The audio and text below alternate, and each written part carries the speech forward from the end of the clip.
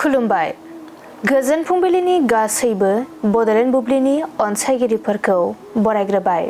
दिनै 9 नभेम्बर रबिबारनि फान्जामुथिखौ फरायथिनो लादों आं उदांस्रि मुसाहारिया। फान्जामुथिनि गिबियाव दं मेष राशि।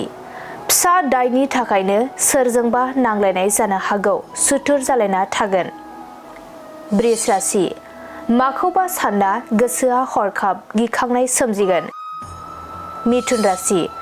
गोबाव समनिफ्राय मावनो हायै हाबाखौ मावफुंनो हागोन। कर्क राशि। सोरजोंबा गोसा बाथ्रा बुंजानो हागौ, जेरावखि थाया गोजोन मोननाय नङा। सिंह राशि। गोसोआव गोथार साननाय हनाय सोमजिगोन, गोथार हाबाफोरखौ मावफुंना लानो हागोन। कन्या राशि। नोंथांनि नखरा गिदिर जेंनायाव गोग्लैनो हागौ, नखरनि थाखाय गिदिर फुजा होनांगोन। तुला राशि।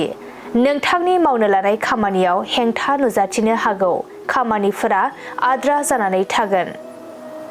वृश्चिक राशि। गोबावनिफ्रायनो आसा खालामना थानाय सिमाङा फेलें थांनो हागौ। धनु राशि।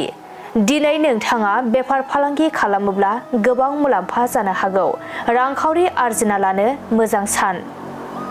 मकर राशि। गोसोआव सानना थानाय बाथ्राफोरखौ बुंथिना लानो हागोन, गोसोआ सान्थि मोनगोन। कुम्भ राशि। देहाया हरखाब गाज्रि थासारियाव गोग्लैनो हागौ, जानो लोंनो हायै जागोन। मीन राशि। नोंथांनि गोजौ फारसे जौगालांनायखौ गुबुना हिन जागोन, सोरनिबा गाज्रि नोजोराव गोग्लैगोन। दिनै सानसेनि राशि फरायथिनायाबो एसेनोसै। आसा खालामो नोंथांनि दिनैनि साना मोजाङै मोजां थांगोन, बेखौ बड'लेण्ड बुब्लि नखरनिफ्राय मिजिंथिबाय। गोजोन्थों।